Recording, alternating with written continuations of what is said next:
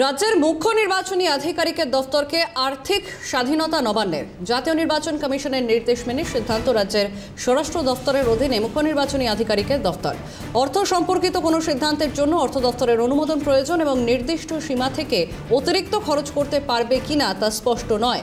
মুখ্য নির্বাচনী আধিকারিক দপ্তরের আয় ব্যয়ের হিসেব রাখতে আধিকারিক কন্ট্রোলার অফ ফিনান্স পদে কোনো একজন আধিকারিককে দায়িত্ব।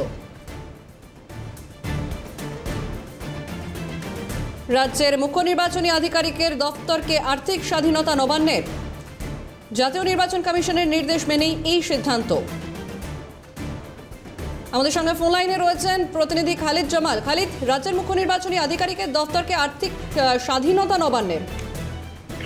এখন নবান্ন সূত্রে যে খবর পাওয়া যাচ্ছে যে আমরা জানি যে গত 22 তারিখ জুলাই মাসে কিন্তু জাতীয় কমিশন রাজ্য সরকারকে মুখ্য নির্বাচন আধিকারিক দপ্তরকে স্বতন্ত্র সংস্থা ঘোষণা করার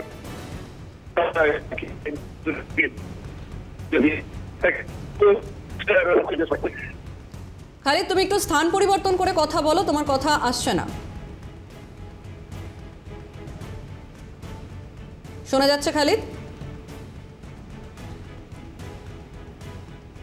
আমাদের সঙ্গে যোগাযোগ বিচ্ছিন্ন হয়েছে। আরও একবার জানিয়ে রাখি, রাজ্যের স্বরাষ্ট্র দপ্তরের অধীনে মুখ্য নির্বাচনী আধিকারিকের দপ্তর এবং অর্থ সম্পর্কিত কোনো সিদ্ধান্তের জন্য অর্থ দপ্তরের অনুমোদন প্রয়োজন। নির্দিষ্ট সীমা থেকে অতিরিক্ত খরচা করতে পারবে কিনা তা স্পষ্ট নয় এবং মুখ্য নির্বাচনী আধিকারিক দপ্তরের আয় ব্যয়ের হিসেব রাখতে আধিকারিক কন্ট্রোলার অফ ফিনান্স পদে একজন আধিকারিককে দায়িত্ব।